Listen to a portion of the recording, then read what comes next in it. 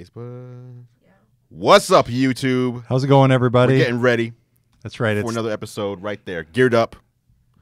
It's Todd Bishop here with Andrew Edwards for another episode of Geared Up. We got a lot to talk about this week, Andrew. We always do. Every week we have a lot to talk about. And we have a very interesting device in our hands. Right. The HTC U11. That's right. And this is, as of today, the first device with, you could call it native Alexa integration from Amazon. Maybe you can sort of parse that precedent a little bit, but the idea is this is the first phone where you're able to invoke Amazon Alexa with it off or without the Alexa app using open. your voice. Using your voice by simply saying Alexa, much as you might if there were an actual Amazon phone with Alexa built in. Which there's not. That's right. So we're going to be talking about the HTC U11 on this episode of Geared Up. Yep. Plus some potential iPhone 8 delays. Yes. Yeah. Yes, potential. I mean, we don't know. It's all rumors. That's right. Rumors, but we got to address them. That's right. Also, Star Wars Galaxy's Edge. Now, you were just schooling me on this before we started, Andrew. It is a new Disney theme park that was just announced. Lots of interesting stuff, kind of turning the experience into a bit of a video game for the people who actually go on these trips. Like a real-life role-playing game, RPG, that you get to experience. Each guest gets to experience their own version, which is pretty crazy. That's right. All right, but before we jump in, don't forget, Geared Up is a live video show for those of you who are watching now, but it's also a weekly podcast. Yeah. And you can get all of the information and subscribe to the podcast at geekwire.com/gearedup.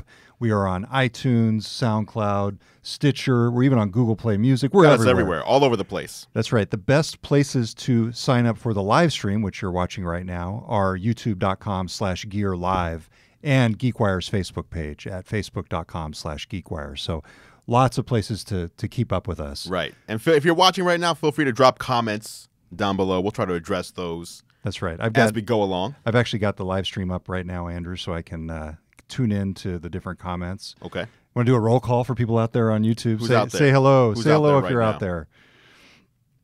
That's all right. We got Adrienne, Malik, Noah, and Food Stamp, who says, Sup, Mr. Andrew. Okay. There was a weird name last week that I was hoping would be there again. I forget what it was. And I'm going to GeekWire's Clean Facebook page something. here. Let's see. Going up there. Just to tune into all you out there. If there's anything you want to know about the HTC U11 or anybody else, just let us know. What's up, Aisha? Aisha, good to see you there on Facebook Live. All right. So let's jump right in. We're going to start the show. That's right. Okay, so the U11, the HTC U11, this is a phone that already exists. It's out there in the market. Right, it exists. It's about $650 from HTC. Yep. This is one of their new phones. It has the ability to squeeze it to invoke EdgeSense. EdgeSense. So you've tried this phone out. We're going to talk about the new Alexa integration, but you've already tried this one, Andrew. What's unique about this phone? It's pretty much is the EdgeSense. So HTC, we were talking earlier, had been known for having very, I don't even know what you call it when they stuff all the software on there that you don't want. They preload a lot of crapware on it. Yeah, crapware. There you go. Well, as of last year, HTC 10, they've really tried to eliminate that. A lot of phone manufacturers, since it's Android, they include all of Google's apps for different things like, calendars and maps and weather and all this. But then the phone manufacturers will then include their own versions of the exact. So you'll buy an Android phone, you'll have like 2 calendar apps built in. So HTC, as of last year, tried to eliminate that. They started defaulting to Google's apps and not also including their own version of stuff.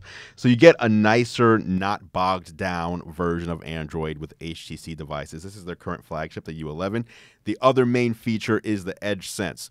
So the gesture system is basically you can squeeze the phone and it'll sense that it's being squeezed, and you can program different squeezes to do different things. So different intensities of squeezes, or is it just or one it's squeeze? Like a double click, like a double squeeze, or like a long squeeze. And so, with Alexa launching on this phone today, you now have the ability, for example, to squeeze it and have Alexa come up if you don't want to use your voice to do it. And the other, one cool thing about the phone is the design on the back. It has like this metallic, almost mirror-like finish. I'm showing you that there, right? It looks cool, but that's not a reason to buy a phone just because it looks like that. No, and in fact, it'll probably come with a case, or you'll probably end up with a case that'll partially cover that. If you're not up. me, I hate cases. Yeah. Okay. All right. So as you mentioned, Andrew, this actually allows you to invoke Alexa in a couple different ways. Let's try the first one, which is a first for a phone, and that is the ability to simply say, Alexa, Tell me a joke. What's worse than finding a worm in your apple? Finding half a worm. Oh. Whoa. Oh, that's that got a little macabre right bad. there. Yes, Alexa. exactly. Alexa. Oh, that's interesting. So now this is an interesting test. So Alexa is already open. Okay. I said Alexa again, and it's not hearing me. Alexa. Here we go. What's the weather like in Seattle today? In Seattle, it's 72 degrees with mostly sunny skies. Today's forecast calls for more of the same, with a high of 74 degrees and a low of 55 degrees. You can also access third-party skills. So that's something that Amazon has built up. I believe Right. they have more than 15,000 skills now. It's ridiculous. Yeah, lots of them. So those are basically voice apps for Alexa. So my favorite, not to beat a dead horse here. He's going to ask not for to a beat an recipe, egg, guys. But let's see. Alexa. Interesting. Okay, so hold on. So just to address this, Yeah. 2 times now you've said Alexa, Pretty and it clearly. did not, and it's like right next to your mouth. It is, and right, Didn't yeah. it didn't hear you or didn't understand you? It's just for some not reason. registering. Alexa. Let's see. No, I just manually invoked it. You there. manually did it. Okay. Give me a recipe for eggs Benedict. Give me a recipe for eggs Benedict. Welcome to All Recipes. Searching for Eggs Benedict. I've found 35 results. Alexa. My recommendation Read is Stop. them all. Eggs Benedict recipe. It has 4 out of 5 stars. Stop. Hundreds of reviews. And takes 30 minutes. Would you like to hear the recipe details? No, stop. Goodbye. Interesting. So what it did was when she stopped, it said listening on the Okay. screen, and so then she was listening to me.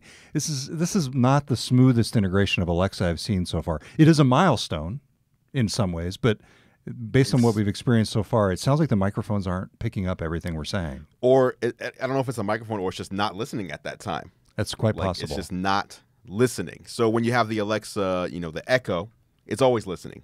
Even so- when it's talking. Right. So that's I don't know. I don't know. I mean, HTC, everybody has these assistants now. There's Siri on the iPhones, Bixby on what do you call it? The Samsung Galaxy line. And then How can you say what do you call it? I know, what do you look at you. You know what the Samsung Galaxy S8 is. Look at this. Hey, it's your boy. For people who haven't seen this, Andrew is one of the very prominent vloggers. Vlogger, is that what you are technically? Is that I'm a tech influencer. tech influencer? Featured in the Samsung Galaxy S8 commercials. Yes. At any rate, back to the point. Right. Galaxy Well, S8. Galaxy S8, Bixby.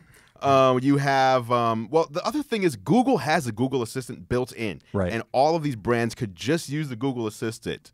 HTC doesn't seem satisfied with that option, and they want to have their own assistant on there as well. Although it's not their own, because Huawei is also building Alexa into their phones. I think it's just Amazon wants to get Alexa on everything they can. Well, the way I understand it, you actually have 3 different assistants on the U11. Oh, geez, the okay. HTC Sense Companion, the Google Assistant, and now Alexa. So Why? You got your choice. I guess it's a democracy of voice-based assistants. And then you can download Cortana if you want to Yeah. as an app. I mean, Too much? I don't know that people are really looking for these assistants like that they want to have to like go and get. So if you were the owner of an Android phone and Yeah. you had the ability to get any of these Google, it's built in. Google, you do the Google Assistant tied into your Is there search any history. better search? No. Is there any better search than Google? Yeah. So okay. So then, just to show off the one other feature, and this again is called the squeeze, The Edge Sense. the Edge Sense. So if you do squeeze it, I've got it set up to where that activates Alexa too. So you can see Okay. that did work. That Right. came up on my phone. So you can do the settings on that. Sorry, I can't connect or control Bluetooth on device yet. No one asked you to. So at any rate, but you can do that to a variety of different actions. So you Okay. could do that to open different apps. It's Right, not right. just Alexa. Camera or whatever. Yeah. Okay. So this is the HTC U11. Very interesting. We'll be talking about this all this week on Would the you podcast. buy one? $650. If I were in the market for an Android device, I would certainly consider this alongside the Galaxy S8. That would be Not the Pixel. and the Pixel. You know, see? really, See? there is a great breadth. It's very competitive for Absolutely. HTC and Samsung and Google. I mean, you have a lot of nice options Yes, if you're an Android user do. these days. So, okay, so that's the U11. We'll be talking about it more on the GeekWire Geared Up podcast this week. Let's talk about a couple other topics that. Okay. And speaking What's of smartphones, let's dive into what's going on with the iPhone. Okay. The iPhone 8. Man. These are some rumors. Now, of course, we would expect to see the iPhone 8 come out and be announced in the fall, correct? This September. Usually, I mean, like clockwork, the iPhone gets announced in September and also gets released in September. I think one iPhone out of the 9 years so far got released in October, and all the other ones, if they weren't released in September, is because they were released earlier. So August or July or June. So yeah. So for people who have not been following this, the gist is we're expecting this to follow the trend of very thin bezels, almost bezel-less devices. Yeah, this will be the phone with the least amount of bezel out there. Even including the Galaxy S8? Oh, absolutely. Okay. Yes. And the whole idea there is that it enables a bunch of different augmented reality scenarios, among other things. And, of course, augmented reality, we already know from Apple's announcements at the Worldwide Developer Conference, is going to be a key part, or at least a new part, of iOS 11. Yeah. And so one of the rumors right now is that they're going to put laser autofocus on the back of the device, which Android phones have been doing for, I don't know, 3 or 4 years now. Different Android phones have laser autofocus. For the cameras. For the camera, yeah. Wow. So, but for AR, it helps because it shoots the laser and it can tell how far away things are. It helps with distance and depth. So when you're doing AR, it knows where to put the object and how big the object should be, and as you're moving around, how to kind of make it look like it's in real space.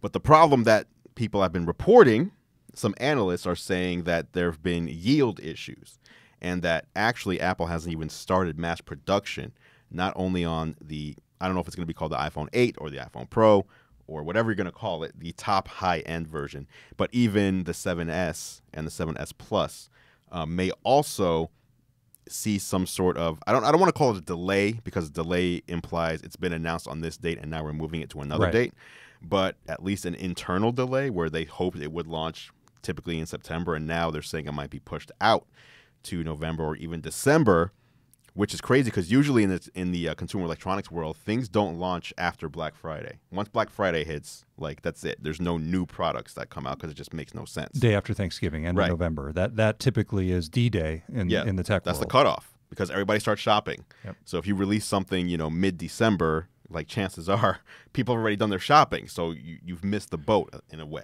Okay, so we've got the current iPhone is the iPhone 7. That's right. Just to talk about basics here. Yeah. So the idea is that they're going to be announcing the iPhone 7S, right, and 7S the Plus. iPhone 8, along with those two new devices. I don't think it'll be called the 8 because it just doesn't make sense. But I think it'll be a Pro or something like that, where this is our high-end model. So if you go from iPhone 6 to iPhone 7, it doesn't imply that it's a premium. It just implies it's the next. So I think they're actually going for a premium model, similar to what Samsung does, where they have the Galaxy S8 and S8 Plus, and then they also have the Note. Yeah. So I think this is going to be Apple's version of, we have the 7S, 7S Plus, and then we have this other thing that's more expensive and a more premium device. The other rumor is that this thing may be, over $1,000. Wow. I mean, I don't know For a where phone. for a phone. I mean, for a phone. For the one consumer electronic device that you use more than any other. I mean, you don't use the computer as much as you use your phone. True, but when a phone starts to rival the cost of a computer, I mean, that's more expensive than a lot of computers. So that becomes a tough sell. That becomes a premium device, and maybe then the price is actually a forcing function to reduce the demand. I think so. If they're having a hard time with the yield. And here's the thing people don't realize about the iPhone is this. So let's say people loved Edge Sense, right? We were just talking about the HTC U11. People flipped out when this phone came out, and Edge Sense is all the rage. And then Apple comes out with a phone, and it doesn't have that feature. Because a lot of times, these smaller phone manufacturers will put in like super high megapixel cameras into devices, or just features that Apple doesn't do, and people are like, Apple's way behind on this feature. But what you don't realize is the number of phones Apple sells per year means that they're manufacturing roughly 10,000 phones every hour. So 10,000 phones every 60 minutes. So if a third-party supplier can't supply 10,000 of these Edge Sense, for example, Edge Sense sensors for 10,000 per hour for a full year, because the iPhone's going to sell for a year, if they can't create that piece, then Apple can't put that into the iPhone.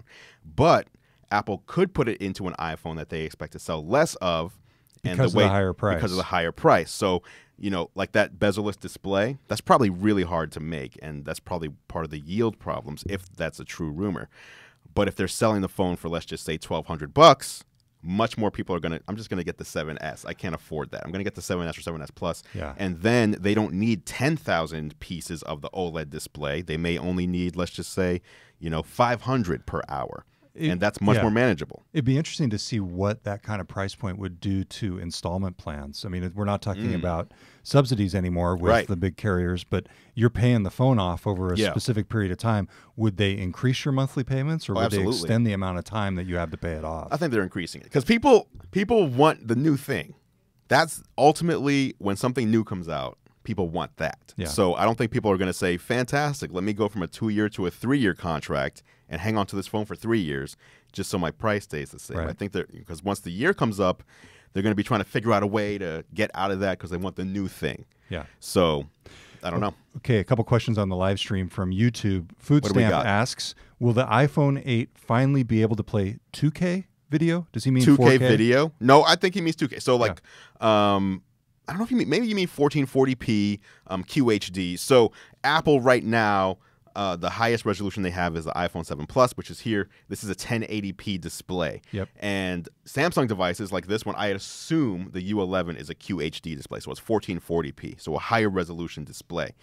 And Android devices have had higher resolution displays for a number of years that have been way beyond 1080p. And Sony's Xperia Premium, which just came out a few weeks ago, is 4K. Okay. 4K in your hand. So it's 4 times the resolution of the iPhone. So I think what he's asking is, will Apple finally be creating a phone with a higher resolution? And I'm pretty sure, I feel safe in saying yes, just because if you see the renders, the phone is longer. So it's not your typical 16 by 9. I think they're going the 18 by 9 route, 18.5 by 9 route. And with that, I'm pretty sure, because now that it's OLED, they'll probably heighten the resolution to Quad HD as well. Okay, good. I think that probably answers Food Stamp's question. But doesn't T-Mobile make the point with its binge on service that you really don't need, for example, super high resolution video on No, because your everybody phone? turns that off now. Everybody turns off. Everybody turns off binge on. Yeah. Why is that? Because they don't want binge on means no matter what video you're trying to watch, we're going to dumb it down to 480p. So we're gonna reduce it so it's not even high def Isn't it anymore. good enough though? No. Okay. No. I mean I guess it depends. You're asking someone who does video for a living. Yeah. And I put a lot of time and effort into making my videos 4K and look really nice and crisp on any device, and then T-Mobile's making it look all like but then the benefit not of good. that is then they're not counting the data against your cap. Although now right, you have but now, unlimited. yeah, you get anyway. unlimited. That's a good Exactly. point. So Yeah. since it's unlimited, don't do that to me. Okay. Don't do it, T-Mobile. Now, unless you're out in where were you doing? Fishing or whatever you were doing last week. Hey, you shaved the beard. I did shave the beard. He shaved the beard. I will say, so I'm a huge tennis fan. Just talking about mobile video Changes the subject right away. No, I Beard did. shave. I did. It was. Come too on. much. It was taking too long to fill in. It was a little pitiful. At any rate, we can talk about this later. But I watched Wimbledon. I'm a huge tennis fan. I watched Wimbledon this year entirely on my phone for free. Really? Yes. Okay. How was that? The Wimbledon YouTube channel is excellent. They have highlights within a couple hours. I was able to get my entire fix. Actually, frankly, more than I ever would in a customized way. It's a whole other topic. But my point is, I guess I was watching at 1080p, but I mean, I'm watching it there on my iPhone 6s Plus. I don't need it to be 4K. You don't need it to be I don't think you need it to be 4K, but there is a difference between 480p and 1080p on a smartphone. But the other thing is not just about watching video. It's about like the interface and the iOS, the graphics and everything. It just looks, if you pick up a Galaxy S8 and you put it next to an iPhone display and you just look at the icons, for example, just one of them looks way sharper. So it is an obvious difference. Okay. All right. Okay. So let's go on to the next topic. I'm scanning the YouTubes and the Facebooks, and Bunny says Apple is so stuck in time. Well, we'll see. That's Bunny's Apple opinion. has been stuck in time, I think, preparing for this year. Yeah. Adrian says fix Siri, LOL. Hey, Siri works better than Alexa was working on the U11. I'm just saying. Yeah. And then Henry has a very specific question for you that I'll let you take up offline with him. Oh, all right. Andrew. Okay. All right. Okay. Hey, what's going on at Disney? Disney. Okay, well, I'm not the biggest Star Wars fan in the world. People are probably going to take away some of my geek cred for saying that. But at D23, they announced that they're going to which is the big conference that Disney does. I think it's every 2 years. They announced some crazy new Star Wars news. As you know, Disney owns Star Wars now, the whole Star Wars world. So they're creating what people have previously been calling Star Wars Land. And the rumor was that Star Wars Land would go in Disney World at the Hollywood Studios park. But the announcement, part of the announcement was that Star Wars Land, which is now being called Star Wars Galaxy's Edge, will be at both Disney World and Disneyland. So it's a full Star Wars experience. You go into this area of the park, and you're basically walking in the Star Wars world, as you can see on the screen.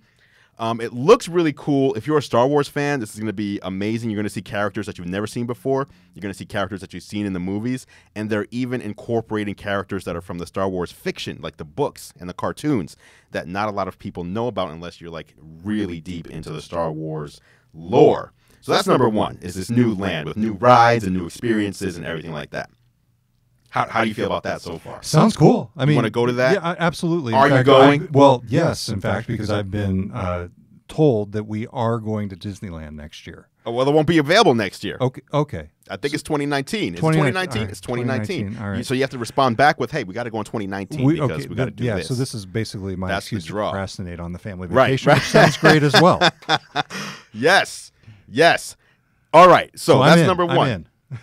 BB-8 rolling around. I mean, that looks cool. 2019. But the other piece of news, which is even more interesting, is, well, let me back up a minute. So in the park, in this area of the park, the things you do affect your day. So, for example, you're driving the Millennium Falcon experience, and you drive it poorly, and you bang it up, and you park it wrong or whatever. Well, once you're done with that experience and you go across the street to the cantina to order, a beverage, the bartender's going to make fun of you for your poor driving, and there may be a bounty put on your head for the rest of the day. And, a stormtrooper or whatever may come up to you. I don't even know if I'm using the right terms right now. You are. It's probably not. A stormtrooper's not going to get mad at you for driving the Millennium Falcon incorrect. A Jedi? Someone from the good side. Someone from the Rebel Alliance will walk there up you go. and say, they're going to say, hey, what's wrong with you for doing this? Yeah, I'm like the worst possible person to pull you out of this one, Andrew. Right. Well, okay, so we're going to struggle. We're struggling through this right now. It sounds cool, though. I love the concept of things that you do in the real world through this combined experience add up, almost like, when Microsoft introduced Fable or something like that. Yeah, exactly. Yes, where your actions and the choices that you make in the game affect the rest of the experience. Exactly. So everybody has a different experience, which is a cool concept. So that's the first part. But the second part was that they're also building, and this is only for the Disney World side of things, so Disneyland isn't getting this, a Star Wars themed hotel. So it'll be a full Star Wars experience from the moment you check in to the moment you check out. And so, as I mentioned, in the park, all the things you do kind of carry around and affect your day. But if you're staying in that hotel, everything you do from the time you check in to the time you check out affects your entire stay. Whoa. So anything you do in the park that day will carry over to the next day. So let's say you're staying there for 4 days. All 4 of those days, all those decisions you make and the things you do affect the outcome. So you get a character, you can go there and buy Star Wars themed clothing, so you can actually be a part of the world. It's almost like you're cosplaying Star Wars the entire time you're there. And when you're in the land or when you're in the hotel, everything matters. So if you've seen that show Westworld on HBO, it's kind of like a Star Wars version of that, where you're really going into the world and becoming a character. That sounds really awesome. Sounds amazing. I can imagine, something 2019, I'm sure it'll open, and I can't even imagine that tickets will be available for this. It'll be in such high demand. It will. I'm sure it'll be insane. And the good thing is, at least on, on the Disney World side, is they're building this in the Hollywood Studios, which is like the stepchild of the parks. Like the Hollywood Studios has nothing fun. Like you would never just go to Hollywood Studios. It's more like, let's go there for an hour and then go back to the real stuff. Now they're putting, this full Star Wars experience there, and they're building a Toy Story land there as well. So they're really making it like a destination park, which is cool. I'm more curious how it's going to happen here on the West Coast, because they don't have as much space over here with Disneyland and California Adventure. Yeah. So, but either way, It's going to be insane getting in there. They just launched Pandora World over there in Florida, and that's been crazy to try to get into. And Avatar is like a 6-year-old movie, and there's only been one. So compare that to Star Wars and all the crazy fandom of that. I'm sure it's going to be nuts. I'm glad you clarified that Pandora was a reference to Avatar the movie, because I was just about to say I'm a big fan of Spotify World myself. All right, with that, telling more jokes. If you want to get into and get a peek of more jokes like that, tune in to Geared Up on GeekWire. There you go. Our full podcast is available at geekwire.com/gearedup, and as you know, you can follow the live stream at youtube.com/gearlive. GeekWire airs as a radio show on Cairo Radio in the Seattle region on Saturday nights at 8 and Sunday nights at 1, whenever they don't preempt us with those Mariners. Oh, they can't do that. Yeah, they occasionally do that to us. And when we're preempted, we just air at a random time. Terrible. So just listen. Just listen to 97.3 all the time, and you'll be sure to catch us. There you go. All right, until next time, I'm Todd Bishop. I'm Andrew Edwards. Thanks for tuning in to Geared Up.